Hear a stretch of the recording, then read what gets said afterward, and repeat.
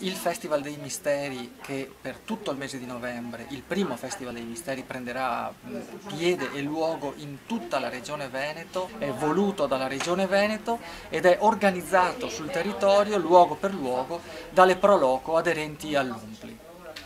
È un'esperienza straordinaria. Di cosa si tratta?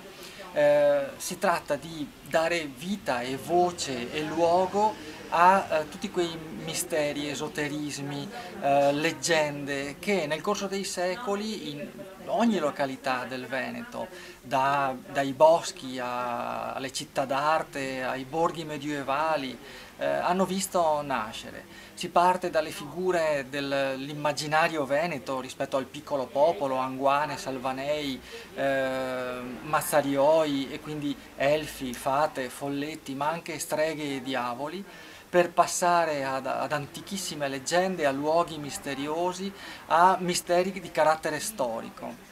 Tutto avverrà e verrà proposto attraverso lo spettacolo, e quindi spettacoli teatrali, rivisitazioni in costume, visite guidate, serate di lettura, mostre, proiezioni, qualsiasi cosa possa aiutarci a dare voce a queste leggende ogni volta nei luoghi in cui queste hanno preso vita, quindi dalle montagne alla laguna.